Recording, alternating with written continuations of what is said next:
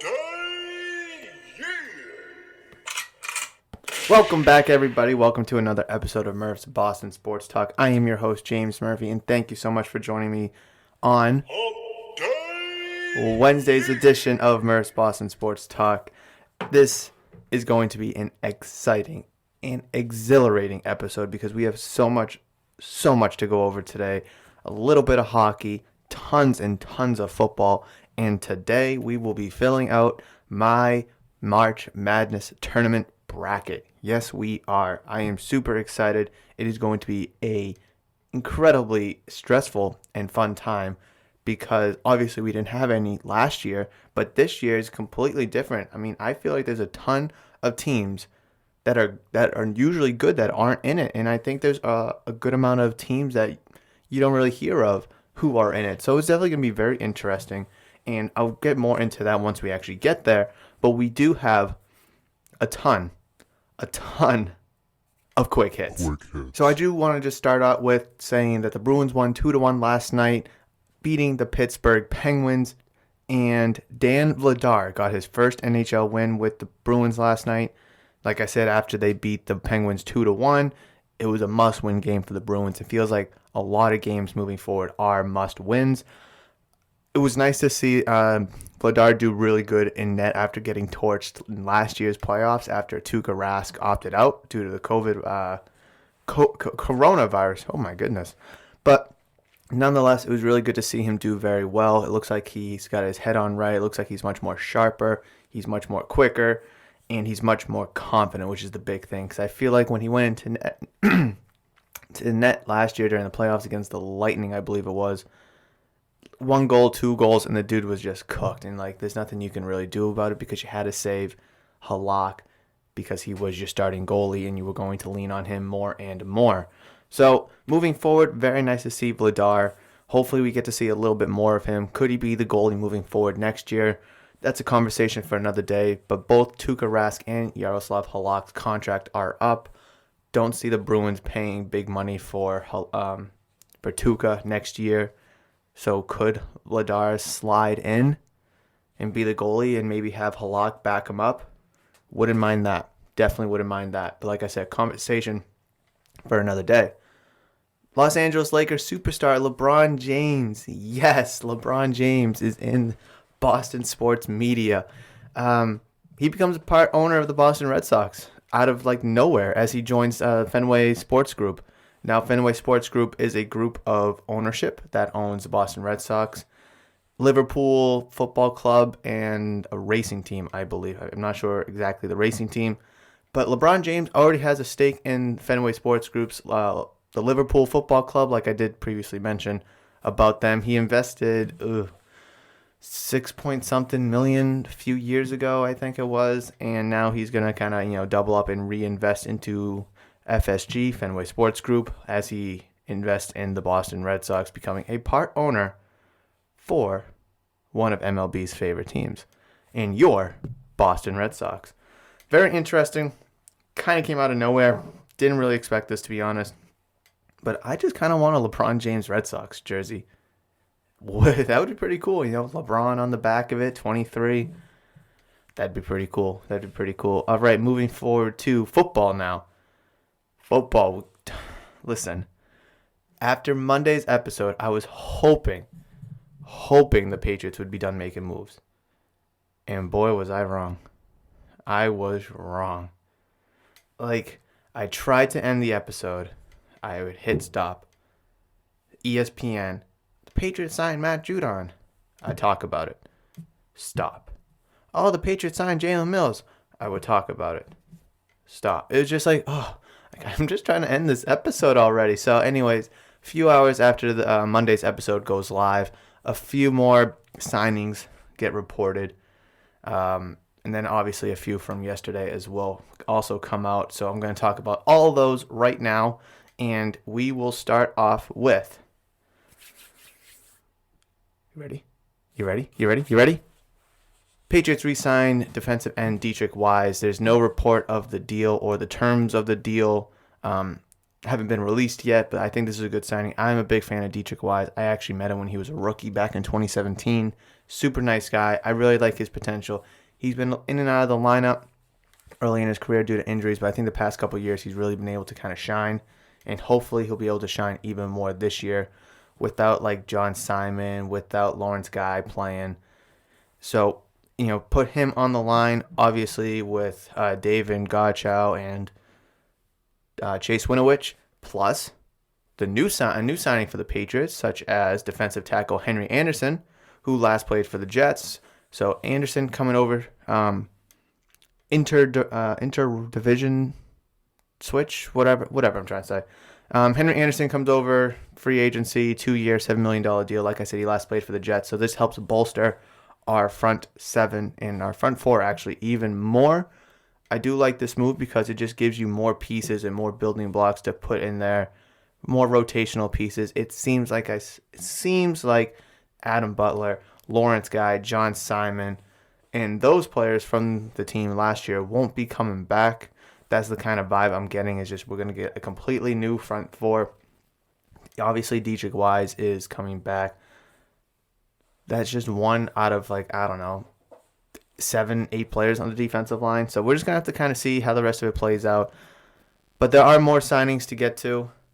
There are more signings, such as wide receiver Nelson Aguilar to a 2-year, $26 million deal. Now, I am so confused about this deal. I really am. I honestly don't like this deal. So he is known for dropping a ton of balls. Could be perfectly thrown, it could be tightly thrown, it could be easy, it could be hard, but whatever. He's known for dropping passes. And he played for the Raiders last year, who had a really good season. I don't have the stats in front of me, nor do I really care. But he had a really solid season. Derek Carr was throwing in the ball. Raiders looked really good for most of the season. They didn't slip in, but that's okay. It's just very surprising for a 2-year, $26 million deal. Now, I don't know what's guaranteed. I really don't know what's guaranteed. But why? That's $13 million a year. If you took that money and took that $26 million, you could have spent a little bit more and got Kenny Golladay. Now, does Belichick know that, we're not in the running for Golladay anymore? Golladay doesn't want to, join us. He's going to accept another offer elsewhere. So might as well just try to get the next, I don't want to say next best thing, but, something decent. So you're not rolling out, bums like you did this past year, next year. They also signed Kendrick Bourne, wide receiver from the San Francisco 49ers, to a 3-year, $22.5 million deal, and that averages out to $7.5 a year. So them two combined, so you take 13 from Nelson Aguilar and then the 7.5 from Kendrick Bourne. That's $20.5 million that you're putting towards 2 wide receivers. Now, having 2, let's call it B receivers, B-graded wide receivers, rather than 1A wide receiver, seems to be Belichick's mentality here. Now, I don't know guarantees in either of these contracts, so if one doesn't work out, you can just slash them, save the money, and kind of keep the money moving forward. But I personally think if you take both of that money, those $20.5 million, invest 18 of it into Kenny Golladay, and then you can go out and get kind of a cheap minimum wide receiver, undrafted free agent, or even draft somebody to give you the 2 wide receivers you're looking for. Me personally, I would have thought that'd be the better route to go in because I just think having 1 A-rated player is better than having 2 B-rated players. Now, I could be wrong. Belichick might think that these 2 players are going to be, take off under his system, and with Cam Newton, absolutely true. They both bring some, different things to the table that Kenny Golladay don't, and that either of them don't bring to the table for each other. So it's very interesting to kind of see this kind of money invested into these 2 wide receivers instead of kind of investing that into the 1A rated receiver and then bringing in someone who's much cheaper. But that's not even the best news of the day.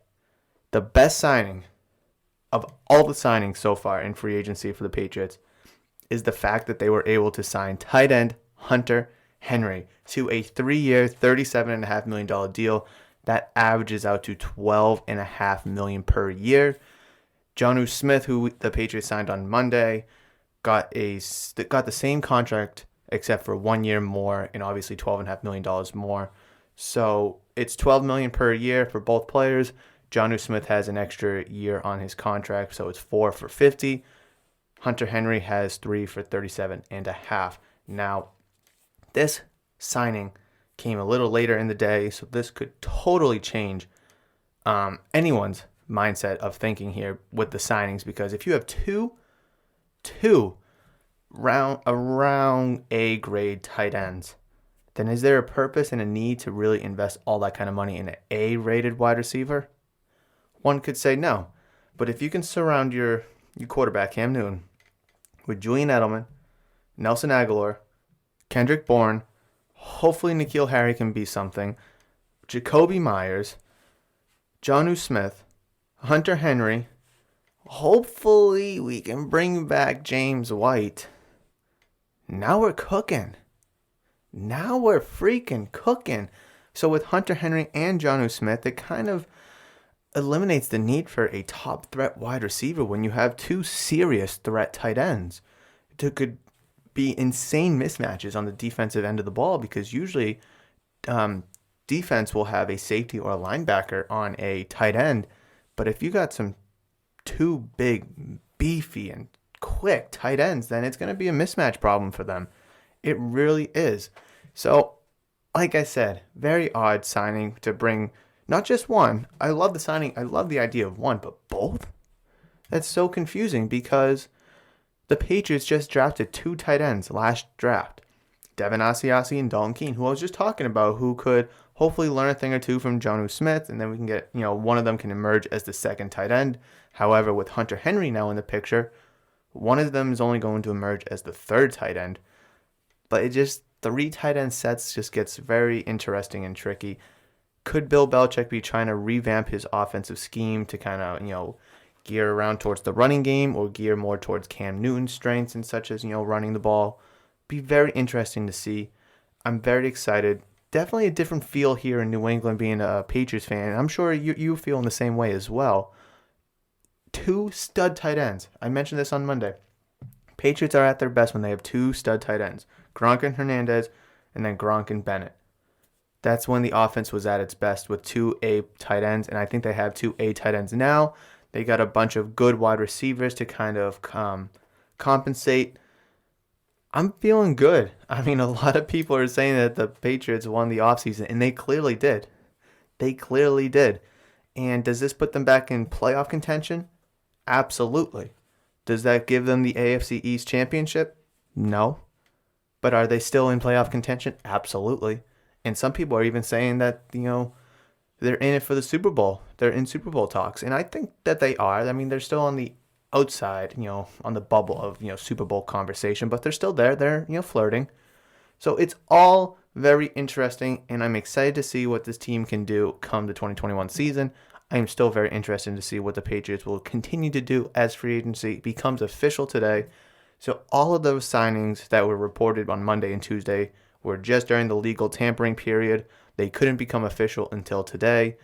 Today at noon, I believe, it comes out to be official. Once they're all official, the Patriots are gun-hoing, baby. Let's go. Let's go. All right. Are we ready? Are we ready to talk March Madness? Now, I know on the wheel to side has spun on it a couple times. I'm going to move my mic. It spun on it a couple times. I wasn't really able to talk much about it because, the conference tournaments weren't going on at the time. And there's just a lot of other stuff going on in the picture.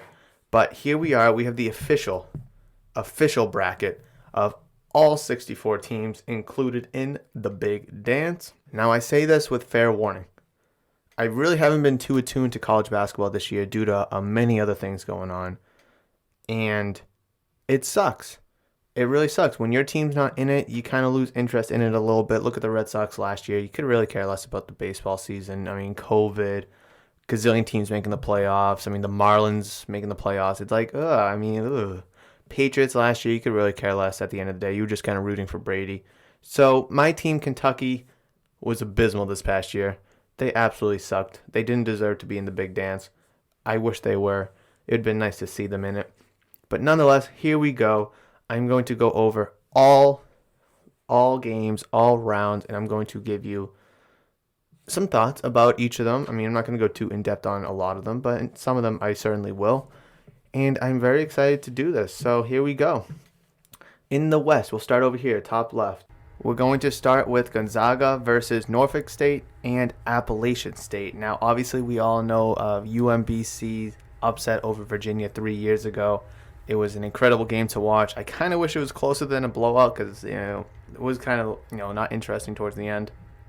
It doesn't matter who wins this first game in, it's going to be Gonzaga. A lot of people are picking Gonzaga to go all the way. A lot of people have them in the Final Four. I think it would be stupid to not pick them there. Moving down to Oklahoma and Missouri. I really think that this is a good matchup nonetheless. Big fan of Mizzou, generally speaking. I really think that they have a good chance to shine. It kind of sucks that they got screwed in only a 9 seed. Their top 25 record is 4-2, so that's why I really like them a lot there. I think OU, kind of got gifted the 8 seed. If it was flip-flopped, I think it would be a little bit easier of a conversation to have. But I'm going to go Missouri there. Creighton versus UCSB. As we can see here that they haven't faced a top 25 team at all. They are 22-4. Don't let that confuse you, though. Creighton is 3-2 versus top 25 teams, 2-8 this year as a whole. It's good to see Creighton back into the mix. I do like that team a lot. They were really good a few years ago, and then they kind of sucked and fell off a cliff. However, I think they are back this year, and I believe they will win in the round of 64. Moving to Virginia and Ohio. A lot of people I've heard has Ohio actually winning this game, and I'm not too sure why. Ever since that first round game 3 years ago, a lot of people are anti-Virginia because they lost as the 1 seed to UMBC, like I just mentioned. I kind of want to pick against them just for the memes, but I honestly just don't see them losing this game. Ohio does score 81 points a game, though, which is definitely something to be interested in, as they only give up 73.3. I think that opponents' points per game average is going to get exploded when they face a team like Virginia, because Virginia is actually very good offensively. I'm going to be looking forward to how Virginia only gives up 60.5 points as Ohio scores 81 points. That's going to be an interesting game. It'd be very, very it'd be terrible for a lot of brackets if Ohio wins this game. I think Virginia will pull it out because I think they are overall the superior team. But as of now, I'm going to pick Virginia. Do I feel confident with it?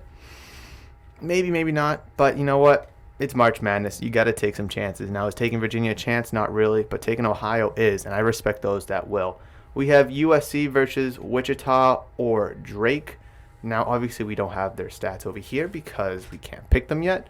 But just quickly looking over at USC, they have scored 74.8 points, so almost 75 points per game. They are 1-1 in the top 25, versus the top 25.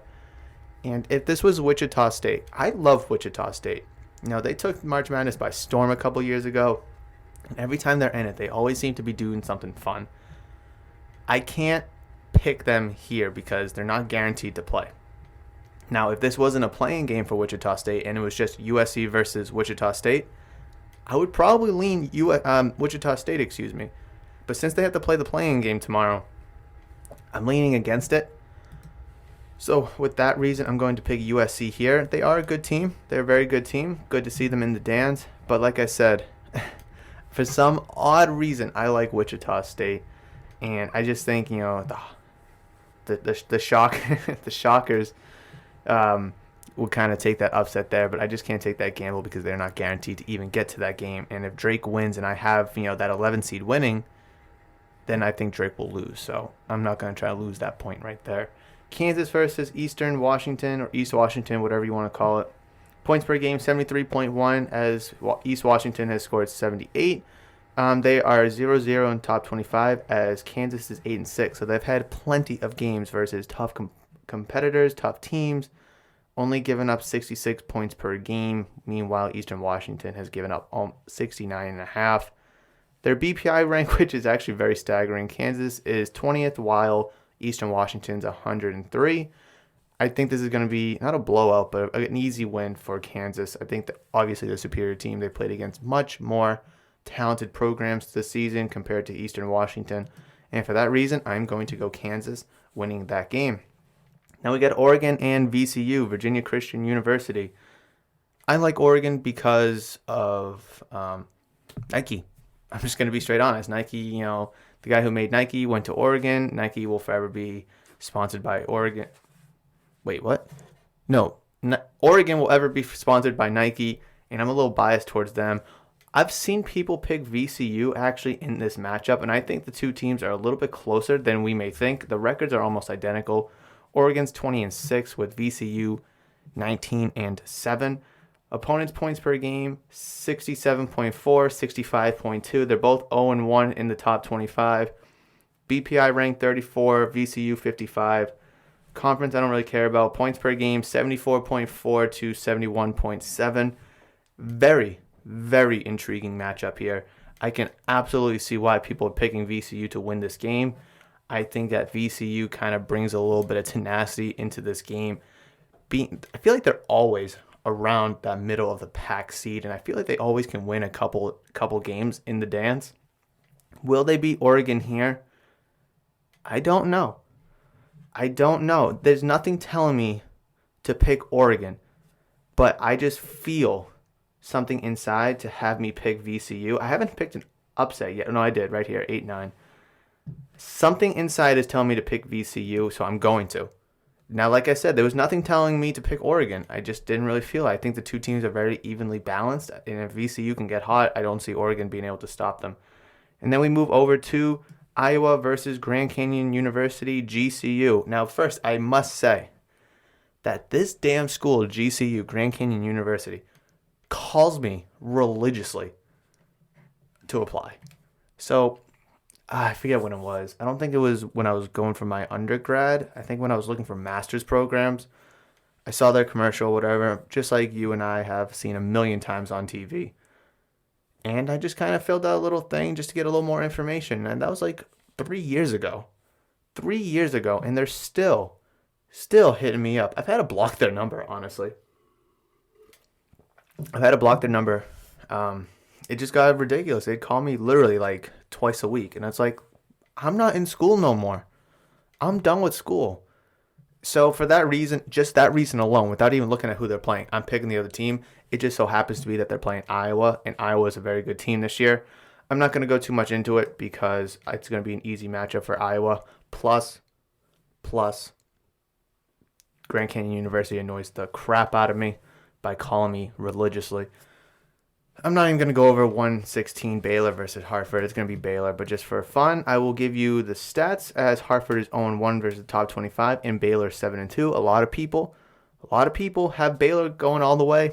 Top Final Four, winning the dance. Actually, same with Iowa, actually. I forgot to mention that because I was too heated on Grand Canyon. A lot of people have Iowa also winning, also going all the way. And it'll be very interesting because, all of them being in the West. Obviously, facing Gonzaga, that's going to be a tough matchup once they get to the Elite Eight. But we'll see. A lot of things still need to happen for that to happen. But Baylor is also a very fan favorite team this year, and they're very, very good. Moving over to the 8-9 UNC and Wisconsin game. UNC is like one of the only teams that are usually good that are in the dance. So like I said, Kentucky is a usually good team, but they're not in it this year. Duke's another one, usually a great team, and they're not in it this year. Let's see, 2-4 versus the top 25, 3-9, so that's not good. BPI rank has UNC 25th, while they have Wisconsin at 19. That's very interesting because Wisconsin is the lower seed in this matchup. Very interesting that it wasn't flopped. There we go. I like this stat right here, though. Points per game, 75.7 to Wisconsin's 69.6. So, obviously, surface level, UNC scores more points. However, opponents' points per game, UNC only gives up 69.4, which is less than Wisconsin's average. And their opponents' points per game for Wisconsin is 64.3. I think all of those factors given in, obviously the coaching, I'm going to go UNC here. hopefully UNC and that Jordan blood can kind of carry them into a couple of round victories. Obviously, we can see them here 1-8 matching up. Probably not going to go all too well. Moving over to Villanova, number 5 versus Winthrop, number 12. Winthrop, 23-1, right off the rip. You'd be like, damn, let's pick them. But who they play? Who did they play? Nobody. Villanova is 7th in BPI, 3-1 in the top 25. BPI for Winthrop is 85, even though they are 23-1.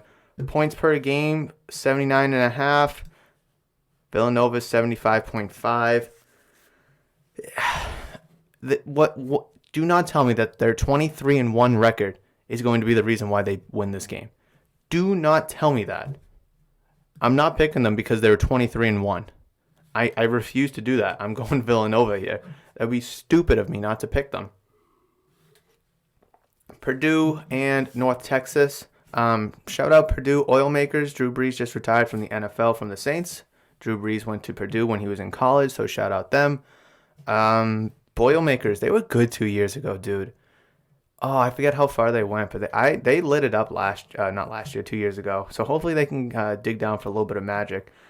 And just looking at all these stats right here, I think Purdue has a good chance to go to the Elite Eight, the Final Eight. Do I see them making any noise after that? I don't know, but they could absolutely do it. 71.1 points per game to Northern Texas 69.8, so let's call it 70. 26th in BPI, 68 here. 5-5 in the top 25, and then Texas was 0-1. Northern Texas, though, only gives up 61.2 points, almost a flat 60. That's really low. So they can play some good defense. They can score. Purdue giving up 66.3, which is less than Texas's 69.8. And for the memes, I really want to go with Northern Texas. I don't know. I don't know. Look at this. Oh, and they were 9-5 in the conference, if that matters to you. 17-9 overall. Purdue is 18-9. 61.2 is very, very appealing for a defensive team. I don't know. I'm going to go Purdue. I just think they're overall the superior team. I would love to see that upset, though, from Northern Texas. Number 6, Texas Tech versus number 11, Utah State. I do have to give a shout-out to Utah State. Jordan Love went there. Hopefully a great quarterback in the NFL someday. I've ranted and raved about him many times on this podcast, and I'm not going to do it again. But just a little shout-out, so I might be a little biased here when I pick my team to win. Hint, hint, wink, wink, nod, nod. Anyways, let's look. Versus top 25, Texas Tech is 3-8. Versus top 25, Utah State is 0-1. BPI rank is number 8, while USU is 49th. Points per game is a flat 73. Meanwhile, USU is 73.3. And then opponents' points per game is 62.3, while Texas Tech is 63.4. All of that stuff is very even. The points per game, very even on both sides of the ball. Big difference is Texas Tech has faced better opponents. They haven't fared very well. Their BPI rank is 8th, while USU is 49th. I'm not going to go over the conference. I don't care. Utah State is 20-8. Meanwhile, Texas Tech is 17-10. This is going to be a tough matchup. Texas Tech is a very good team. They have been for a few years now, both football and in basketball. But nothing is telling me to pick them. There's nothing giving me that urge to pick them. And you probably have more of that urge for an underdog, because you'd probably look for something and be like, ooh, I'm going to go with them because, they're the underdog and I like this in them. But this one's tough too. I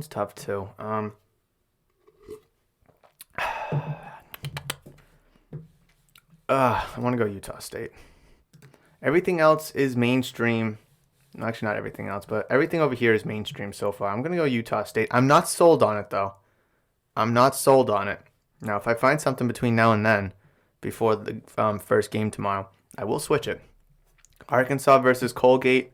3 Arkansas, 14 Colgate, just like the toothpaste. Colgate's 14-1, 0-0 versus the top 25. Meanwhile, Arkansas is 2-2. Points per game, 82.4. Meanwhile, Colgate's got 86.3. This is going to be a blowout. Oh, not a blowout, a shootout. Oh my goodness. Opponents' points per game, 68.6. Meanwhile, Arkansas has given up 70.7. This game might go up to the 100. This might be like a 98 versus to like 94 game. Holy crap. Now, if Arkansas wasn't able to score 82.4 points themselves per average, I'd probably pick Colgate. But for that point, since Arkansas can dance in the dance, scoring points, I'm going to pick Arkansas here. I just think Arkansas is too good of a team. A lot of people are high on them this year, being the number 3 seed. Feel like they deserved it. I don't see them losing in this game at all. I don't even see them losing in this game, but we'll get there when we get there. Moving forward to number 7, Florida versus number 10, Virginia Tech. Oh, excuse me. Excuse me. It was just there. Top 25, VT is 4-0. Meanwhile, Florida is 2-2.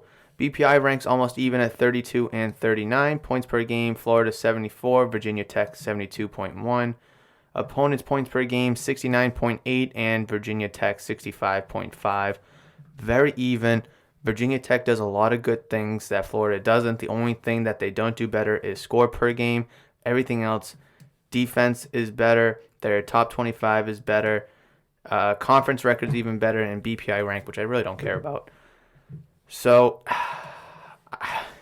my friend John, who I just visited in Florida, is going to hate me, but I'm going to go Virginia Tech here. I have to go Virginia Tech here. I'm smelling an upset there. I really think Virginia Tech has a lot more motivation than Florida does. And overall, this could go either way. I mean, 7-10 matchups are very, very close.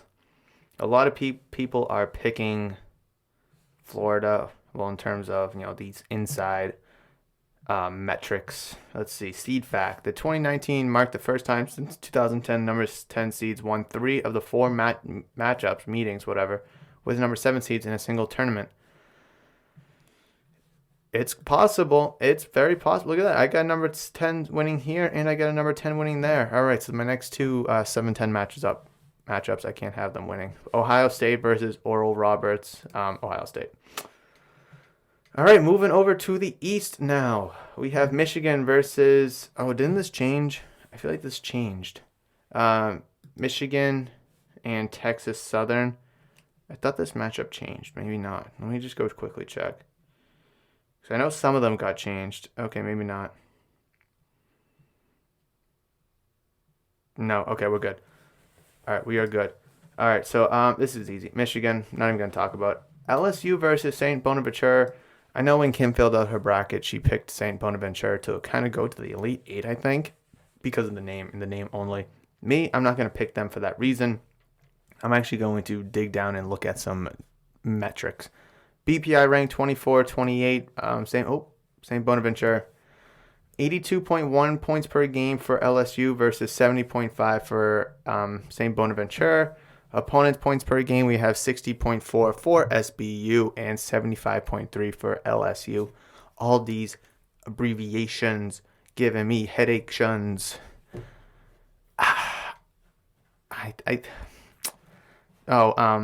is 2-5 versus top 25 teams.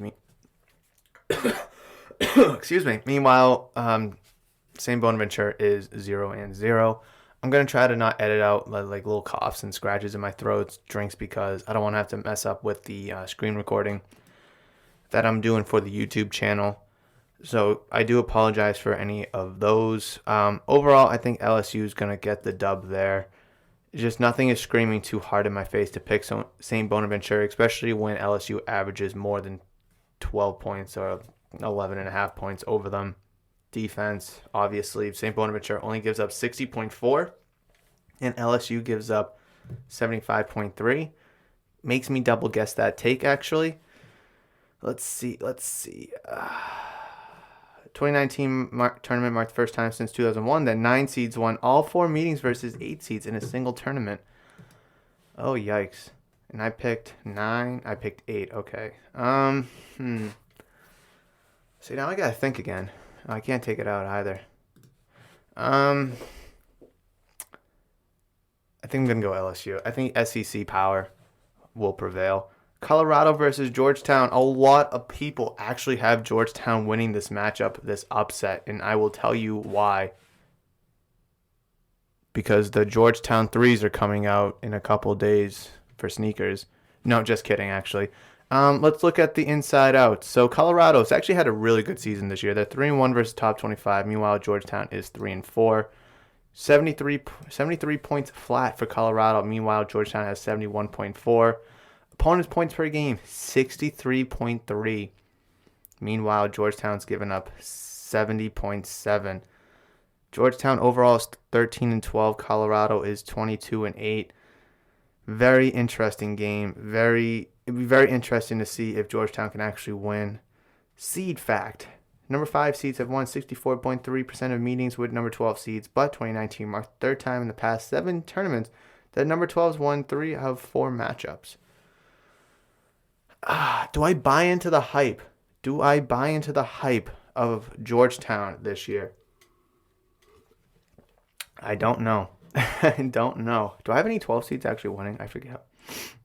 Creighton, Villanova. No. All right, you know what? Georgetown it is. Bang. I was telling my boys, Andrew and Evan, that Georgetown is an Elite 8 lock. Doesn't mean I'm actually... Oh, crap. Can I take that out? Oh, okay. Okay, good. I can take it out. Doing it like that. All right. Florida State versus UNC Greensboro. They're always in it. UNC Greensboro. But they're always trash seeds, and they always lose. Let's see. Yeah. They don't... At least one number 13 seed has beaten a number 4 seed in 25 of 35 years. In the past 2 tournaments, 5 of the 8 matchups were decided by single digits. Interesting. We'll have a battle. We will have a battle. All right. Points per game, 78.9 for FSU and UNCG, 73.6. BPI ranked 21 for Florida State and 89th for UNC Greensboro. Top 25 FSU is 2-0 and UNCG is 0-0. Florida State is too good of a team. I'm just going to stop there. They can do a lot of good things. They can pass the ball. They can shoot the ball. They can play defense. They can move the ball, like I said. I just don't see them losing this game against UNCG.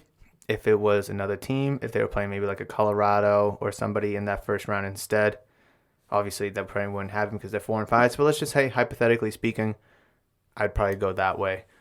BYU versus Michigan State University or UCLA. Now, this is something I actually saw a lot as well, where UCLA wins the play-in game and they beat BYU in the first round. I can't go over their stats because they're not here because we don't know if they're actually going to win. But let's just talk about BYU really quickly. 78.7 points per game, 29th with BPI, 1-3 versus top 25, and 68.5 opponents' points per game. Nothing too staggering, nothing too shocking. I mean, definitely deserve to be in the dance, definitely deserve to be within that low-middle seed. I forget who it was, Jay Billis, I believe, really thinks UCLA will beat BYU. Can Michigan State beat them? Michigan State used to be a really damn good team a few years ago, like 3 years ago. I don't remember how far they got that one year. I think it was the Final Four the Spartans got, and they lost on a heartbreaker. I'm going to roll the dice here. I'm going to roll the dice and go MSU versus UCLA. Call me dicey. Call me risky. Call me risky smooth, but it is what it is. I'm going to pick them. I don't care who wins this playing game. I just think BYU doesn't have what it takes against a Power 5 conference. All right. Texas versus Abel Christian. I don't even think I'm going to go into this. I think Texas is really damn good this year. I just don't see them being stopped, honestly. Shakar Smart, his most talented team in Austin, and the Longhorns are as hot right now while winning the program's first conference title in 26 years. Top scorer Andrew Jones is adept at creating his shot off the dribble, while a pair of upperclassmen. I'm not even going to talk about this game, to be honest. I mean, who is Abel Christian, right? Let's just be honest. UConn versus Maryland, 7 versus 10. This is good. You usually see UConn's women hyped up a lot when it comes to the tournament. But you don't see UConn men ever since kind of Kemba left. Like 10 years ago now. Jesus. Points per game, 72.5 versus 68.8 for Maryland. BPI rank 15th for UConn, 43 for Maryland. Top 25, UConn's 0-4. Meanwhile, Maryland is 4-7. Opponents' points per game, 64.6 for UConn, and Maryland 65 points. I honestly don't know who to take here, to be honest. It's actually a really good game. The points per game was almost dead even. The points per game skews by 4 points or so to UConn. But Maryland has played tougher opponents, and they've had much more success. For that reason, I'm going to go Maryland here. I really am. All right, and Alabama versus Iona. I'm going Alabama because I love Alabama football program, and I am so happy to see the Alabama basketball program make it to March Madness and actually have a high seed. I think the year they had Colin Sexton, they were like a low seed, like 10, 11 or so like that. I don't remember if they did anything, but it's good to see that Alabama finally has a good basketball program after a decade or so having a fantastic football team and no basketball team. That was just me getting a sip of water. Like I said, I'm just going to go raw. I'm not going to edit this out because I just want to try to keep it the same and also try to keep it as nice and crisp. Illinois versus Drexel. I'm going to go Illinois. I'm not going to talk about it. A lot of people have Illinois going to the Elite Eight, Final Four. Will they get that far? I don't really know, and I don't really care. I don't see them winning at all. They're going to be losing at some point. I don't have them in my Final Four, just off the rip. Loyola Chicago versus Georgia Tech. Now, I don't remember if I've told the story or not of why I'm a Georgia Tech fan. I've said the story why I'm a Kentucky and an Alabama fan, but Georgia Tech, I think I might have touched upon. When Nomar Garciaparra was on the Red Sox, I found out that he went to Georgia Tech, and when I was like really young, like when was he on the team? He was on the team when I was in second grade before he got traded. Ever from like second grade, I always wanted to go to Georgia Tech for college. Always, always, always. Had no idea what kind of school they were, had no idea about colleges and conferences and how competitive college sports were. Just wanted to go there to play baseball, and I just wanted to go there for an education. A couple years later, I kind of figured things out, how, certain teams are good, how certain conferences are good, and Georgia Tech sucked. They sucked in football, they sucked in basketball, and I was like, well, I can go to baseball, they're not too bad there. Fast forward some more years, now I'm like in college. Football team shows a little bit of life, but ultimately they suck. But this year, Georgia Tech won the ACC tournament, and they are in the big dance the first time since I couldn't even tell you when. It is so good to finally see Georgia Tech.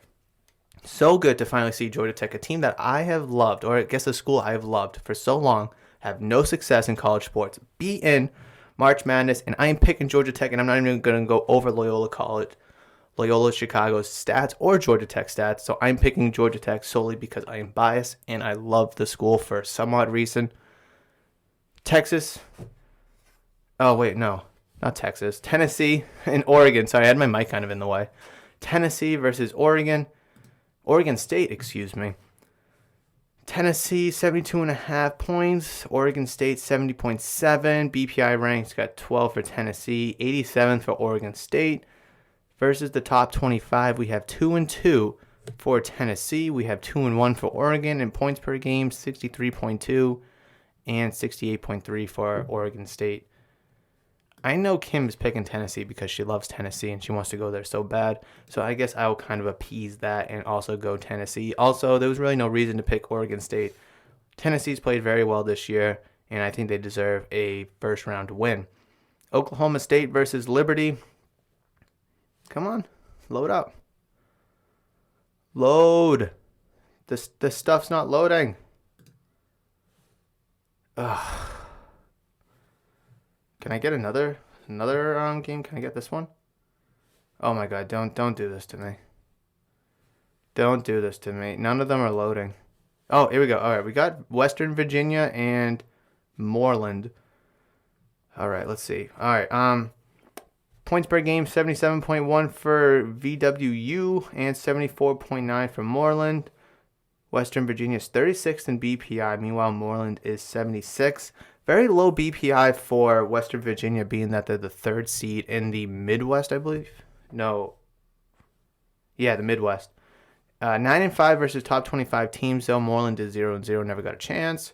Opponents' points per game is 72.9 for Western Virginia. Meanwhile, Moreland has 59.6. So they're a very good defensive team. Western Virginia, not so much in comparison. But I just think that the fact that Western Virginia is in a Power 5, they've played 14 games versus upper echelon competitors. That has me swaying that direction for Western Virginia. Can I go back to the Oklahoma State Liberty game? Here we go. All right. Oklahoma State versus Liberty, 13. And Oklahoma State is 4. Already off the rip, I see Liberty with 59.6. Wow. Some of these, like, non-Power 5 conference schools have really good defenses. And if you look at Liberty, they're 74.9 points per game. Meanwhile, Oklahoma State is 77.1, and they're also giving up 72.9. That's pretty good for Liberty. 23-5 overall, not too bad.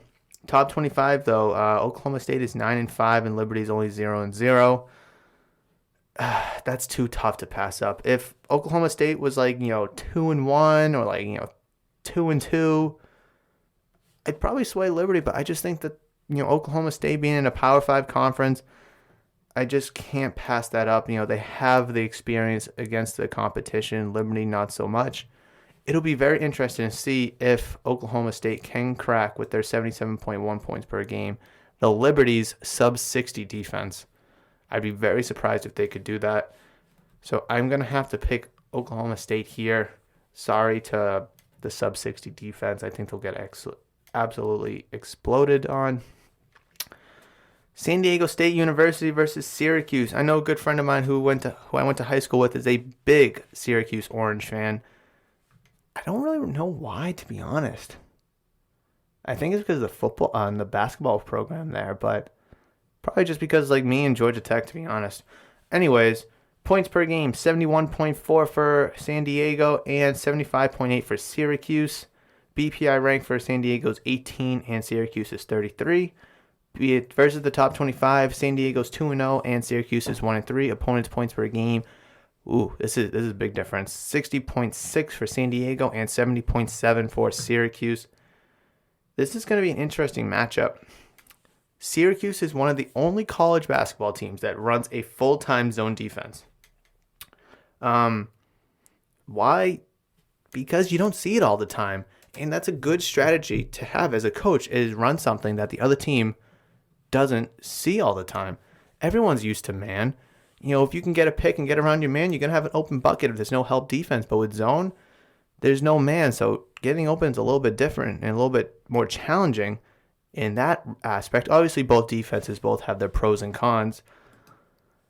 I think that the zone is going to kind of throw San Diego State off, and we're going to see an upset there. I really do. All right, 11-11. Okay, I didn't. Oh, that's right. I wish. If Wichita was going to win. All right, I'm just checking to see. Wow, I have 3 11 seeds winning. Ballsy. That's ballsy. Clemson versus Rutgers. I'm not a big fan of Rutgers. I think their football program's so overhyped. Clemson, I think, is the better team all around. Let's see. Opponents' points per game, 62 for Clemson and 68.2 for Rutgers versus the top 25. Clemson is 2-1. Meanwhile, Rutgers is 1-7. I'm just going to stop there. Rutgers doesn't have it, man. Rutgers doesn't have it. I'm just going to go Clemson right off the rip.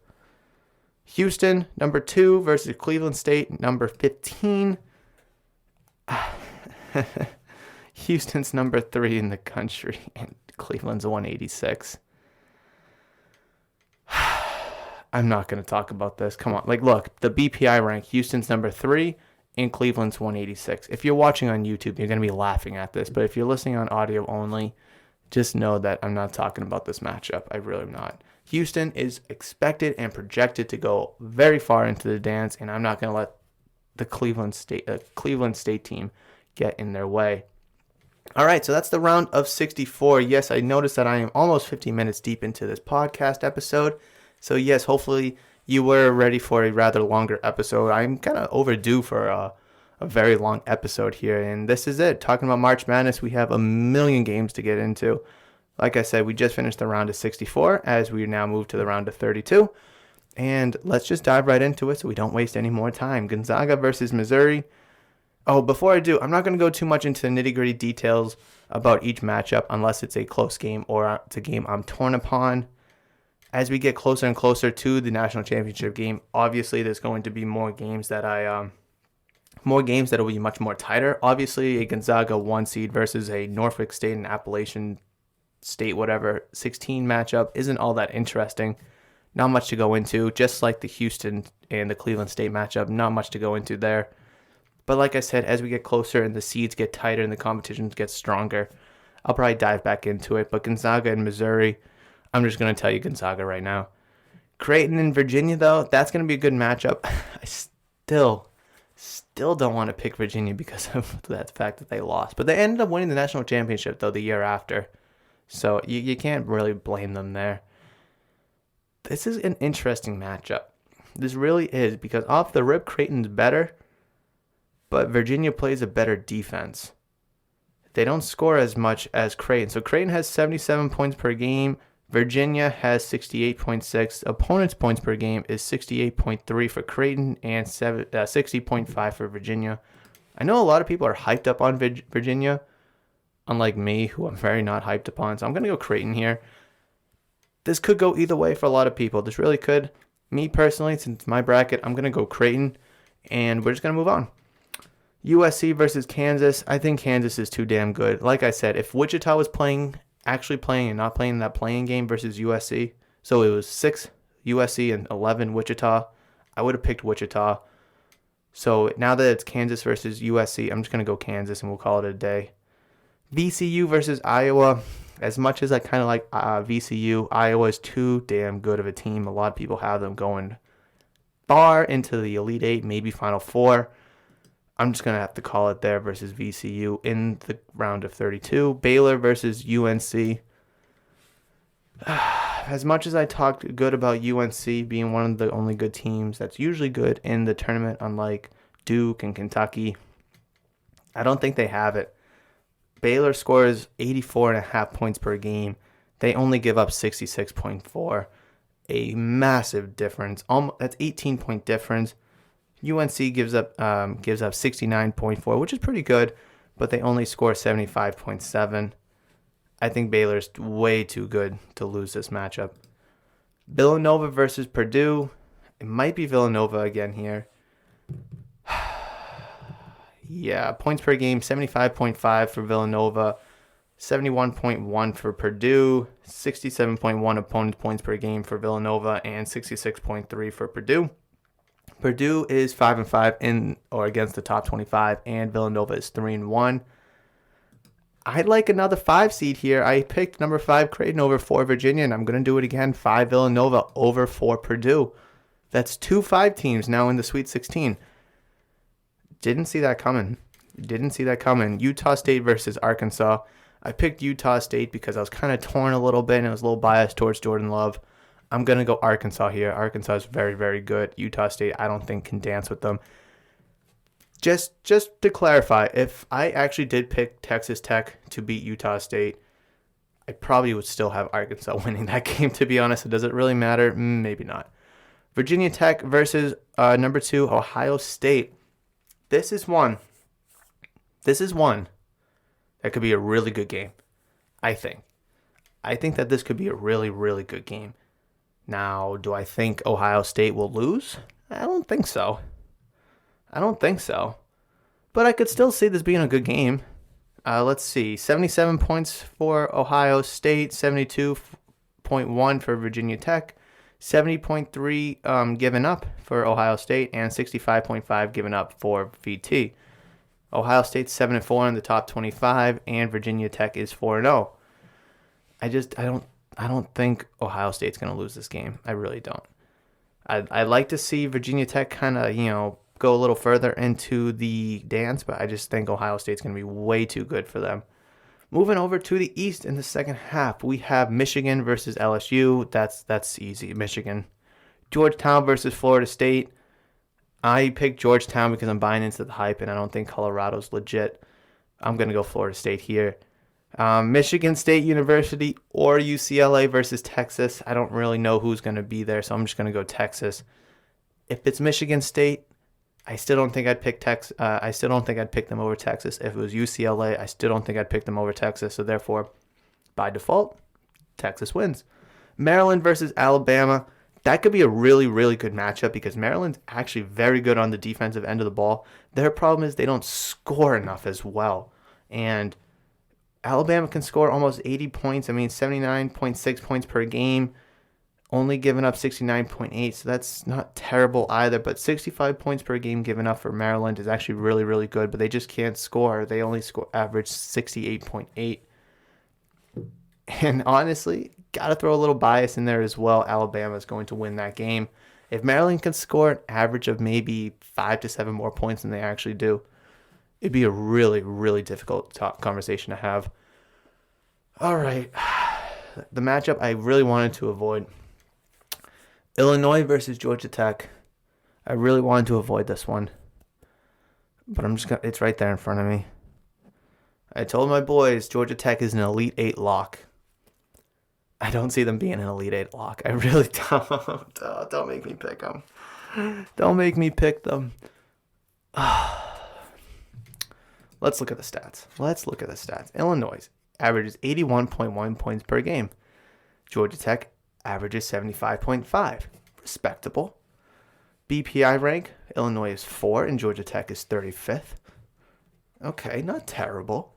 Opponent's points per game, 68.6 for Illinois and a flat 70 for Georgia Tech.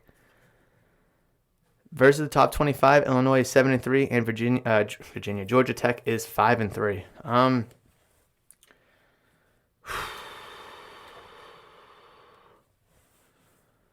Yikes, man, yikes. What's really selling me for Georgia Tech, I'm not going to lie, is they only give up 70 points, which is not, I mean, it's better. And they can score 75. Georgia Tech's points per game is higher than Illinois's opponent's points per game given up. Also, Georgia Tech is 5-3 against his top 25. Illinois is 7-3. So Georgia Tech has played the tough competitors. They've played the tough teams. They've had really good success being 5-3. Obviously, Illinois is 7-3, but they just played more games against them. That 81.1 points though per game for Illinois is also tough. Okay, if it wasn't Georgia Tech here and it was somebody else, I'd probably pick Illinois. But if I'm looking at the stats and I just, kind of block out, Illinois and I block out Georgia Tech, I do see a lot of good things from the number 9 seed here. I really, really do. It also helps that it's Georgia Tech. So I'm picking Georgia Tech to beat number 1 Illinois in the round of 32. Georgia Tech is in the Sweet 16, baby. Is that possible? Maybe. Is it possible? Maybe. I don't know. I just want to see it. But like I said, Georgia Tech does do good things. They're 5-3 versus the top 25. They're only the 35th BPI, 75.5 points per game. They only give up 70. The only thing that Illinois really does better is they score 6 more points. That's really it. They only score 6 more points. And if you want to say Illinois has the 4th best BPI, sure. But whatever. Moving on, Tennessee, Oklahoma State. Very good game here. I think Texas is Tennessee's. I keep getting them mixed. I see the big orange T, and I think of Texas. You can't fault me for that. Tennessee gives up 63.2 points per game. Oklahoma State does have a lot more experience versus top 25 teams going 9-5. Tennessee overall is the better team. Oklahoma State can also score better, but only by a few points. This is a tough game. I like Tennessee's defense, though. I really do. Am I really going to do another 5-4 upset? Am I really going to do another 5-4 upset? No, can I do it?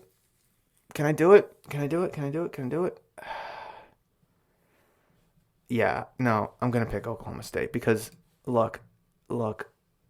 Oklahoma State has the likely top pick, Cade Cunningham. So, I mean, that's hard to pick against that. Oklahoma State wins. 11 Syracuse, that was my knuckles, versus 3 West Virginia. Tough game there. I think Syracuse's zone 2-3 zone can steal one game. Can it steal 2 games? That I don't know. But this game is actually a lot closer than you think. Opponents' points per game's within less than 2. Versus top 25, Western Virginia's 5-7. Syracuse is 1-3, so no big change there. BPI, Western Virginia's 27, Syracuse is 33, and points per game is a difference of less than 2.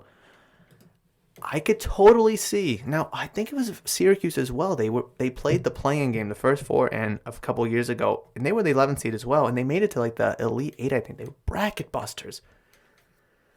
Since I'm not sold on Western Virginia here, and Syracuse plays a 2-3 zone, I could totally see Syracuse's zone winning 2 games.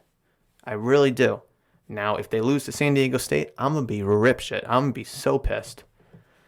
All right. Clemson versus Houston. I'm still not even going to go over this. Houston is just way too good. Just for the record, we'll just look at it just so you can see how good Houston is. They've only give up 57.9 points per game to the opponent. They're 1-0 versus top 25 teams. BPI rank of 3. 77.6 points per game they've scored, and they are 14-3 in the conference, if that means anything to you. 24-3 overall. A powerhouse team. So that is the round of 32. That wasn't too bad. That didn't take too long. Moving over to the Sweet 16. The Sweet 16, yeah. All right. The competition's getting really tight. It's getting really close. Just to brush over who we have in the Sweet 16 really quickly. We have 1 Gonzaga versus 5 Creighton. We have 3 Kansas versus 2 Iowa. We have 1 Baylor versus 5 Villanova. We have 3 Arkansas versus 2 Ohio State. Moving over to the East, we have 1 Michigan versus 4 Florida State. 3 Texas versus 2 Alabama. 9 Georgia Tech versus 4 Oklahoma. And 11 Syracuse versus 2 Houston. I think that's a pretty fair bracket. Pretty fair compared to the matchup we have. We have 2 1 versus 5. 2 versus... Right? Just 1? Yeah. We have 2 1 versus 5 seeds. We have 3 versus 2 seeds. We have a 1 versus 4, a 9 versus 4, and 11 versus 2. So a good amount of difference, right? A good amount of, what's the word I'm looking for? Good amount of, I don't know the word I'm looking for here. Not change. I don't know. I can't think of the word. Whatever. Let's just, you're not here for the word. You're here to see who I pick. Gonzaga or Creighton. Man, I have to go Gonzaga, dude. I have to. I mean, why don't I pick Gonzaga? Let's just look. Why don't I pick Gonzaga? Somebody tell me. 69.1 opponents points per game. 4-0 versus the top 25. Number 1 BPI rank. 15-0 in the conference. 92.1 points scored. Overall, 26-0. Why do I pick against Gonzaga? I'm not. And I'm not even going to go over Creighton because I've already went over them a bunch. Number 1 Baylor versus 5 Villanova. This could be an insane matchup, but I don't think it will be. This honestly has the making to be a good matchup because Villanova can play very good defense. So can Baylor. But I think the big difference here is that Baylor can score much better than Villanova. I don't want to be a basic bum and pick another number 1 seed. Who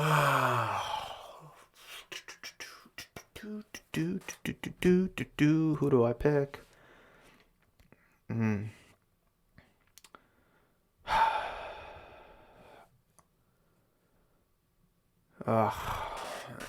sorry. I'm just trying to read this here. Villanova, one of the top teams in the country for much of the season. Villanova enters the tourney having dropped 3 of their last 4, including both games since losing senior guard Colin Gillespie for a season-ending knee injury led by Jeremiah Robinson Earl. The Wildcats still have 3 double-digit scorers, but Gillespie's outside shooting and playmaking will be tough to replace. This is still a very dangerous team, but their margin for error is much smaller than before. Now, talking about Baylor. a favorite to cut down the nets. Baylor boasts one of the best scoring offenses in the country. Jared Butler, Mikhail Teague, and Davian Mitchell led an offense that is both aggressive and accurate from beyond the arc. Knocking them off will be a tall order, but if a defense can keep the Bears off balance and give them a taste of their own medicine by draining threes, it can be done. That still doesn't help me. It still doesn't help me. Who do I pick? Well, I'm just going to go back to it. Kansas versus Iowa. This is going to be a really good matchup here. This is going to be a good matchup. I still think I pick Iowa, though. They have the player of the year, Luke Garza. They can get hot really fast. I mean, they can score in bunches. Where'd it go? 83.8 points per game. That's so tough to beat. I mean, yes, Kansas can, stop them at 65.8 opponents' points per game. But can Kansas keep up with Iowa's offense at 73.1? I don't think so, and I think that's why Iowa will win. Arkansas versus Ohio State. I think this is going to be a really good game as well. I'm going to actually pick Arkansas, and this is for this reason only. Both defenses can play very well, giving up less than 71 points per game. But 82.4 points for Arkansas compared to 77 for Ohio State is tough to pass upon.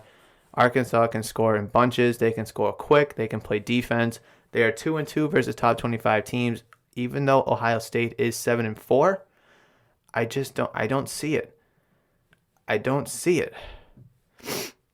Seed fact. Number 2 seeds are 34-22 against number 3 seeds. Interestingly, 9 out of 11 meetings since 2013 have been decided by double figures. Interesting.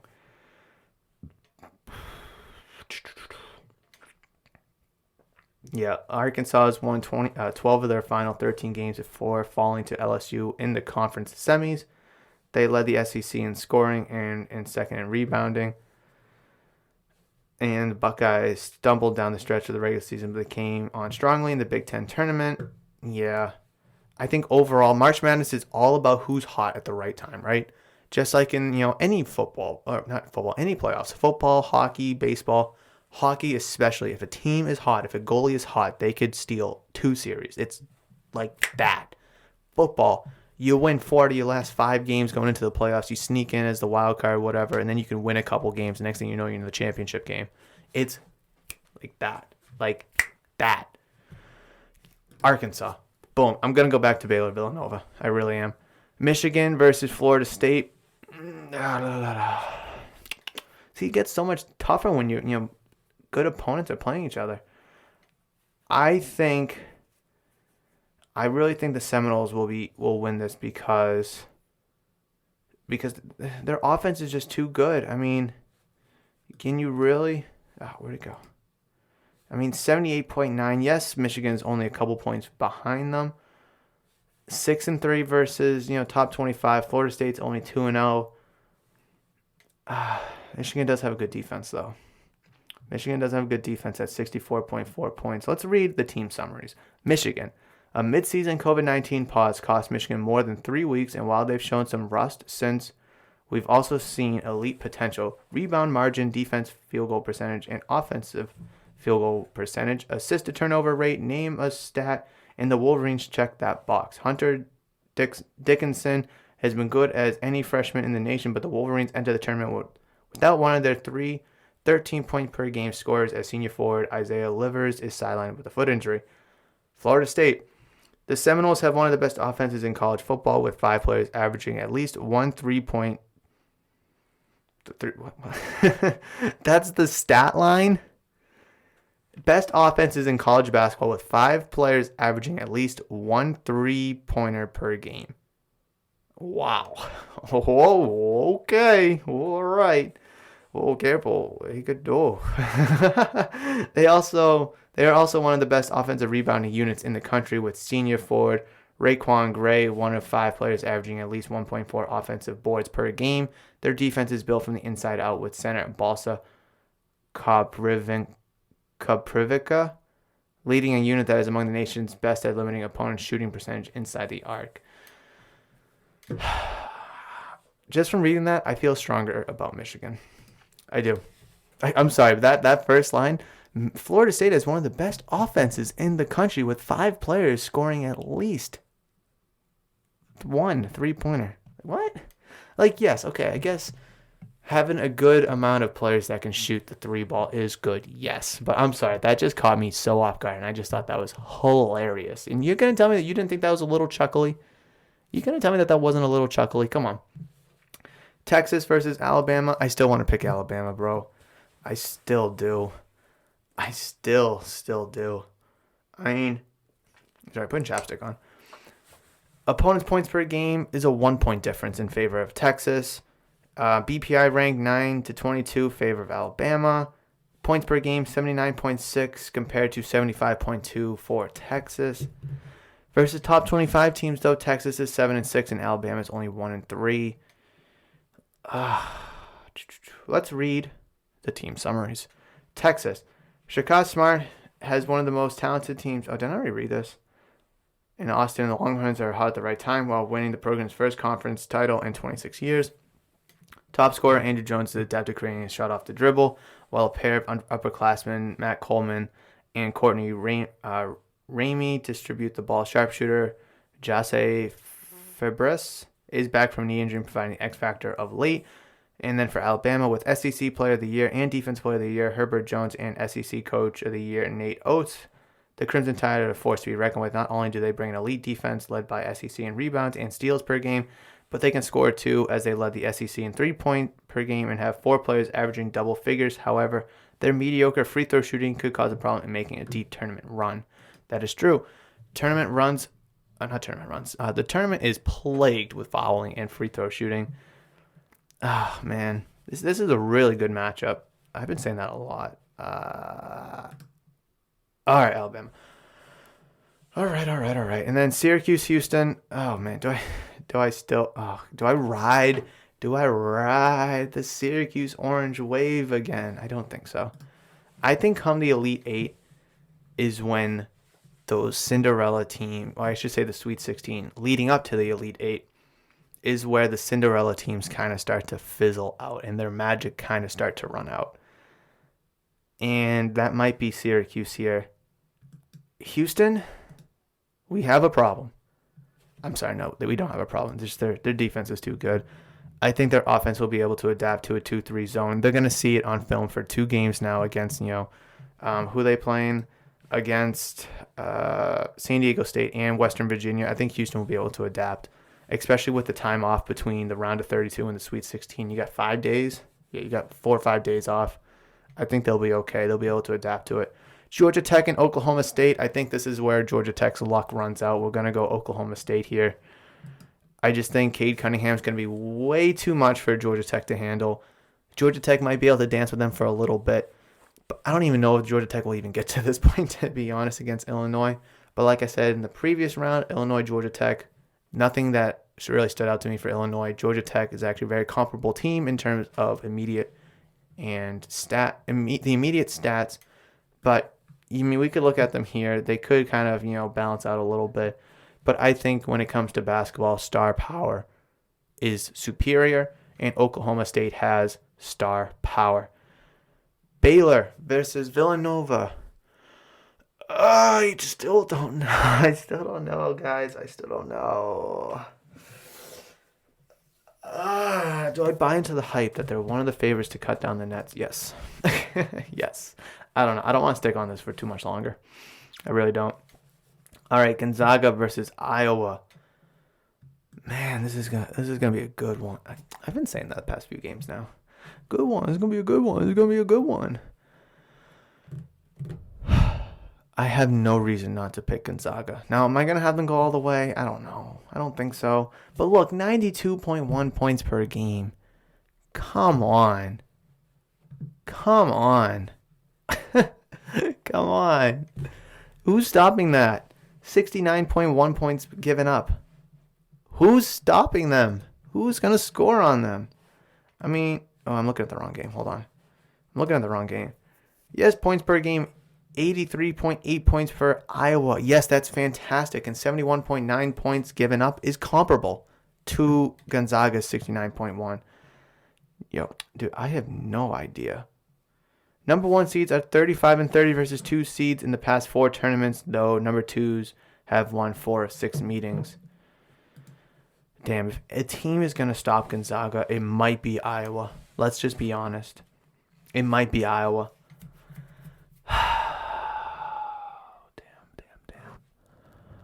Damn. I don't know. Let's skip them. Michigan, Alabama. Oh, wait. I forgot to do one over here. Baylor versus Arkansas. I'm going to go Baylor. I'm not going to sit and think about it all. I don't want to have like a bunch of number 1 teams in it. I really don't. Wait, no. Wrong matchup. Oh, man. No, I have to go Baylor. I can't doubt Baylor. I really can't doubt them here. They're a really good team. I have to go with them. And they're in the Final Four. Boom. Oh, one thing about March Madness, I just kind of remembered that the championship game is April 5th and the Final Four game is April 3rd. I feel like all of March Madness should be in March, right? And shouldn't just be the last 2 weeks in it, right? Does that annoy anybody else? Or is that just me? That might just be me. Michigan, Alabama, 1 and 2. I'm riding the Alabama wave this year. Yee-haw. I mean, they do a lot of good things. They 79, almost 80 points per game. Michigan 76. BPI ranks very close. Top 3, Michigan favors them. Opponents' points per game, Michigan favors by 4. I just think as a collective unit, both teams are very good. I'm not going to say Michigan's better than Alabama. I'm not going to say Alabama's better than Michigan. I think the intangibles will really prevail, such as having the SEC Coach of the Year on Alabama's side, being able to play defense, defensive rebounds, and steals per game favor Alabama as well. Alabama has the Defensive Player of the Year and the SEC Player of the Year. But Michigan can score, dude. They can score. I mean, they're a little I don't want to say fatigued, but I mean, they did have to stop for 3 weeks, like I mentioned earlier, because of COVID. This is a tough game. They can do so much stuff. Michigan. I can't be basic and pick 3 number 1. If I pick Gonzaga, I can't be basic. Oklahoma State versus Houston.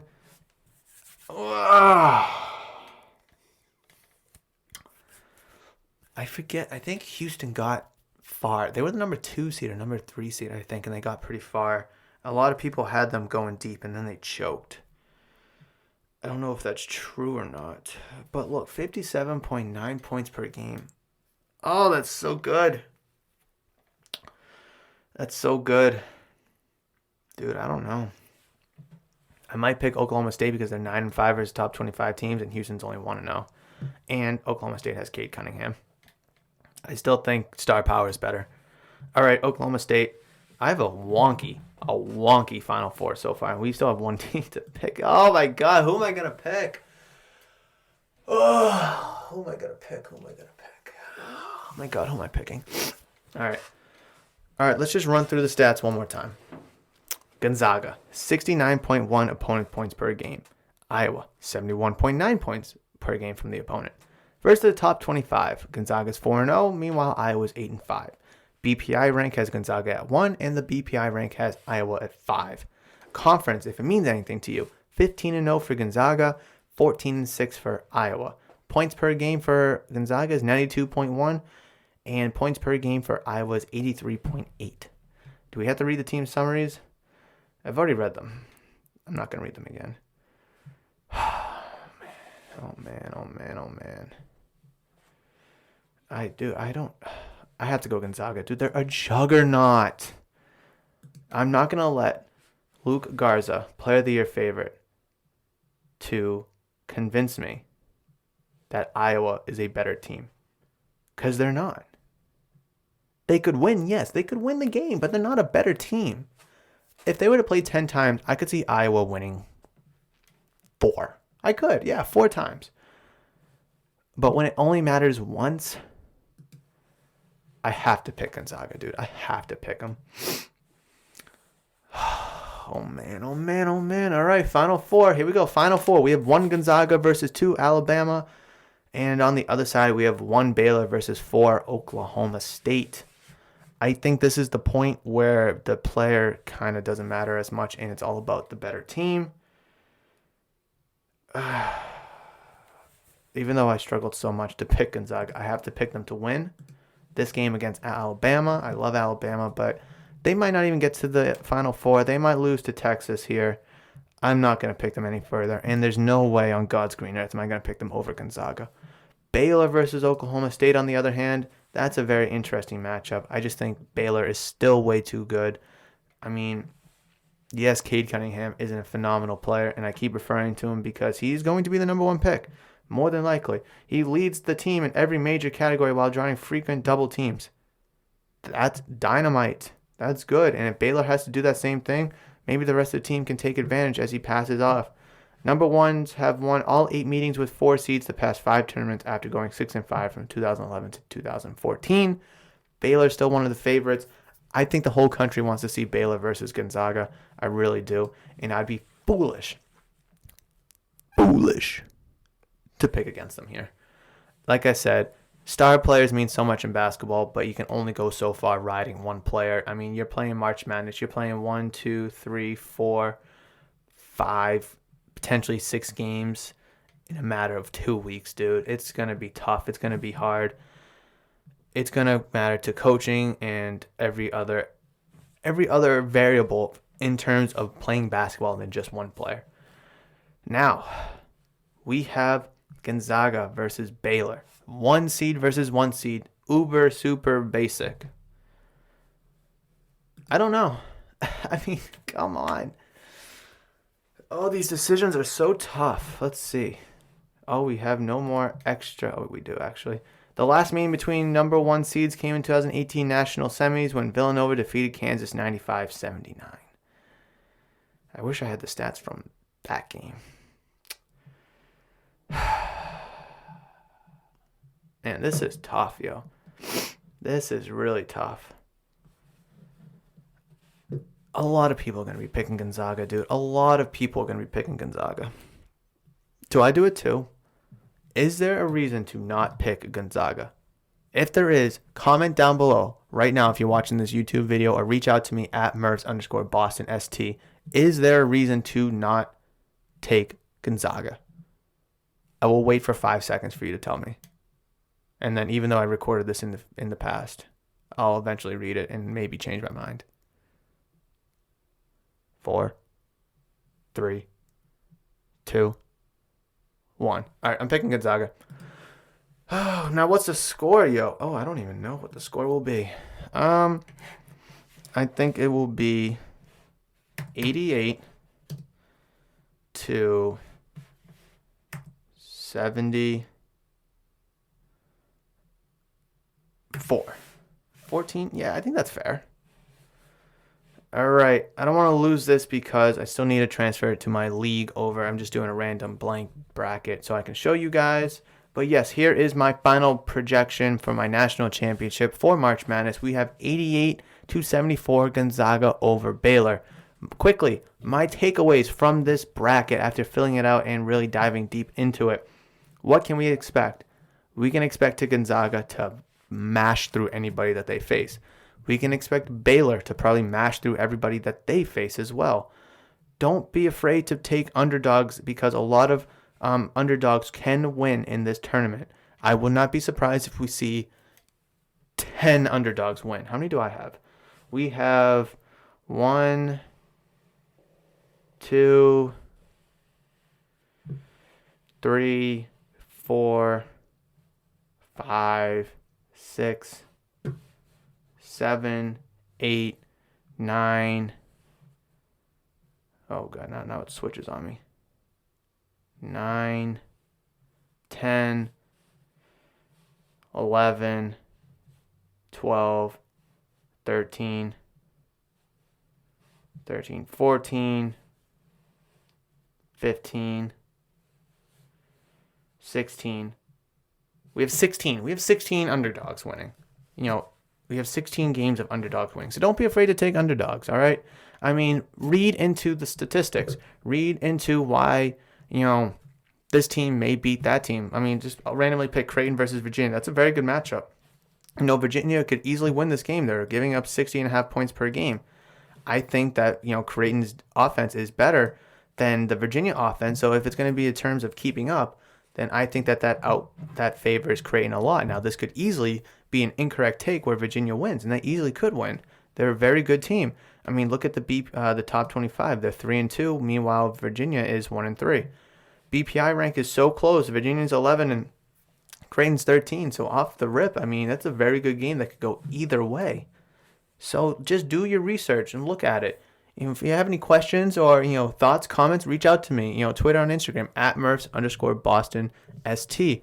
Hit me up with some questions. Who do I think? If you're having some difficulty with your bracket, watch this video, listen to this podcast, and hopefully from what I'm talking while you're filling out your bracket can kind of help you to make your own decisions. All right? This is an excellent and fun time of year is March Madness because everybody fills out a bracket, whether they're college basketball whizzes or if they're novices to the game. Everyone's filling out a bracket, and it's like the one time of year, maybe the second time of year. Yeah, I think only one of two times a year where everyone kind of comes together in terms of sports. March Madness brackets and Super Bowl squares.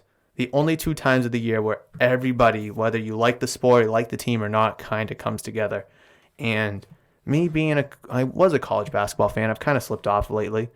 Love this time of year because every single year I fill out my bracket thinking that it's going to go perfect. I really do. Now, even though I said that a bunch of these matchups could go one way or the other, I'm still very confident with my picks. I have until tomorrow to kind of change things around. I don't think I will, but this is what I'm feeling right now. I have a lot of bold picks. I have a lot of, hot takes for each team, and I have a bunch of gimmies as well. But come March Madness, when one game means everything, anything can happen. I mean, look at a couple years ago. UMBC won against Virginia. 16 seed beat the 1 seed for the first time ever in March Madness. Anything is possible. Hartford could beat Baylor, and then a ton of brackets are screwed. My entire bracket would be screwed because I have Baylor in the national championship game. We just don't know. We don't know. So I'm very excited for March Madness this year. I am looking forward to it, especially not having it last year. I'm sure everybody missed it last year, but we finally have it again. We have it back this year, and I'm super excited to get going with it. So thank you so much for joining me on this very long episode of Murph's Boston Sports Talk. Thank you so much for downloading. Thank you so much for listening and enjoying as well. Reach out to me on Twitter and Instagram at Murphs_BostonST as always. And if you're watching on YouTube, if you haven't already, chuck a like rating down below if you enjoyed this video. And please comment your thoughts down below as well. Subscribe if you're new to the channel, and I can't wait to see you guys at the end of the week for Friday's episode. And until then, enjoy your March Madness. And we're going to have a lot of talk about, as March Madness rolls around. But until Friday, I will see you later.